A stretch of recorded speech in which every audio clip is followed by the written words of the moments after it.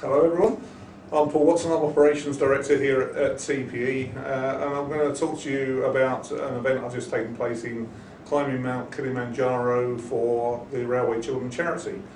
I say we took part in, the team from TPE consisted of Mark Wilson, driver from Blackpool, Tim Brawn, duty control manager from Square One, and myself.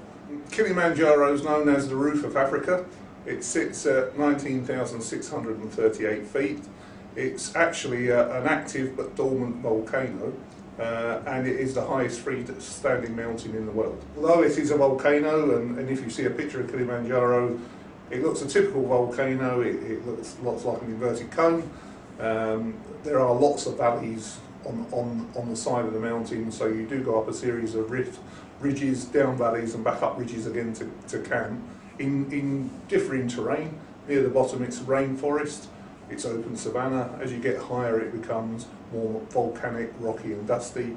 The terrain changes from a brownish red dirt to a grey volcanic dirt the higher you get, and on the top I would describe it as a moonscape is the best way. Although I've never been to the moon, I would describe it as a moonscape. We set off in the morning, typically at about 7:30, 8 o'clock time, to set up the mountain. You've been going about an hour, and then the porters start to catch you up. The porters come past you wearing trainers, tracksuit bottoms and t-shirts, carrying 25 kilos on their head, and they're going at 3 times the pace you are, and you know they do this about 10 times a year. They are an incredible bunch of people. They're very, very friendly. They really want you to get to the top. They really support the mission. Obviously it's their livelihood, so it's important to them. But then when you get to each camp each day, they've set up a camp, so you sleep in a 2-man tent with someone you possibly haven't met before in your life. The campsites are not lush grass, most of them are on dirt at best, rocks if you're unlucky. They've set up a communal mess tent, and you eat the main meal once a day in the evening, which they provide. It's mostly vegetarian based because they take all the food with them at the start, and they don't restock the food until the next last day. So here, if you were walking up, for example, Snowdon, and you thought it was hard going, at that altitude, the same type of walk is probably 2 or 3 times as difficult to achieve. And that's what really makes it a challenge. And as I say, short recovery periods. And the last day when you go to the summit is billed by the company that take you as probably the most physically demanding thing you've ever done in your life, and it certainly doesn't disappoint you. I think the highlight is obviously when you get on the top, as sunrise is rising in the east, you're above the cloud base.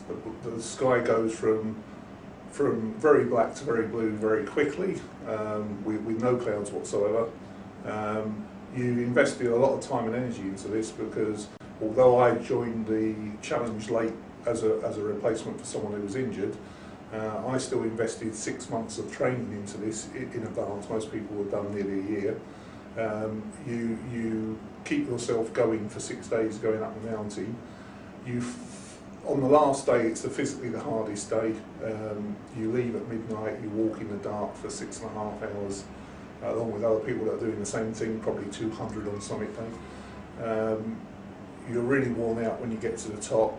You suddenly creep over the top of the volcano, and you're stood on the highest place in Africa, and it's an emotional release. So you can't, describing the feeling is very hard, but you do know for a certainty you're somewhere where only 25,000 people a year try to get, at about a 70% success rate. So you are in a fairly small group of people, and it certainly is, unless you've climbed another similar mountain, it is like no other experience that I've ever had.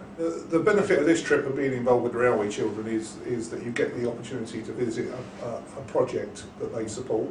On the day after we returned from the mountain, we went to a project called the Mombozi Project in a town called Moshi, which is about 20 miles from Kilimanjaro.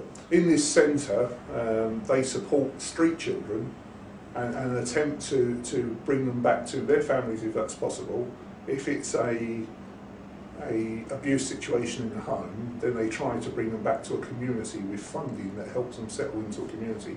When we arrived, the children ranged in age. I think the youngest one looked to me about 5, although you don't like to ask. Looked about 5, and the oldest one was about 14. The young child that was 6 had only been in the centre 3 weeks, so he was a street child at 5 years of age, which is absolutely frightening. When we first arrived, if you see the eyes of some of the younger children, what they've been through is etched in their eyes, and certainly it's something I'll never forget in my life. The challenge was to raise £5,000 each towards the charity and cover our own costs. The important thing was that the charity got the money. So that would have meant £125,000 for the charity. Currently, as I sit here today, we're just short of £180,000 in the bank, and all the 3 TPE people have beaten their targets. Every penny you donate makes a difference to a child, and if you see the level of that difference, you can't help but think you've done something that doesn't change the world, but it does change lives for individuals.